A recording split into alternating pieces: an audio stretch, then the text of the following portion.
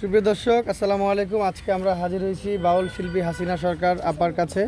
তা আপা, এই যে মাজার ভাঙতেছে এ বিষয় নিয়ে আপনার কি বলার আছে বা কি মন্তব্য? মন্তব্য একটাই, যারা মাজার ভাঙতেছে, যারা মাজার বিরোধিতা করতেছে, বলতেছে মাজারের মধ্যে মাজার ভাঙে সমস্যা নাই। মাজার ভাঙবে কোন মাজারটা? যেটা অরিজিনাল মাজার না, যেটা অরিজিনাল মাজার না সেটা হলো ভাঙবে, কিন্তু আল্লাহর প্রকৃত অলির মাজার তো ভাঙা সম্ভব না, আর ভাঙতে পারবেও না।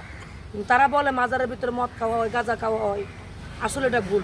কিন্তু আপনারা দেখেন তো, এরকম ভালো ভালো কয়েকটা মাজার চেক করে দেখেন, পরীক্ষা করে দেখেন কি ওই ধরনের অলির দরবারে কি গাঁজা খাওয়া হচ্ছে না মদ খাওয়া হচ্ছে।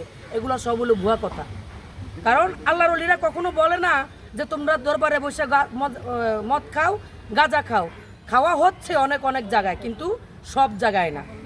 এখান থেকে আমার একটি গান, আপনারা কিন্তু গানের বিপক্ষে যারা কথা বলে, যদি বলা হয় যে গান বন্ধ করতে হবে, আগে বন্ধ করতে হবে বিয়া বাড়ির গান।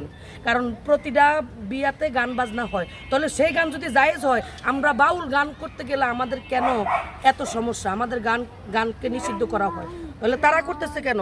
যারা ওয়াজ করতেছে তারা কিন্তু ওই সুরে কিন্তু গানও গাচ্ছে, কিন্তু তাদেরটা হচ্ছে না, আমাদের প্রবলেম। আল্লাহর অলির দরবারে কি আকাম কুকাম চলে? এটা ভুল কথা। আপনারা মাজার ভাঙ্গেন, ভাঙ্গার কোনো আমার এখানে কোনো কথা নাই।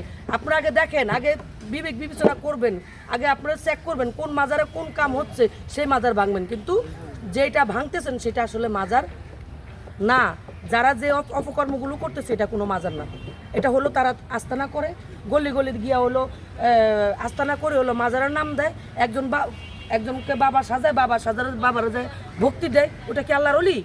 ওইটা হলো একটা শয়তানদের সাজায় বয়ে থেকে তারা পূজা করে ভক্তি দেয়।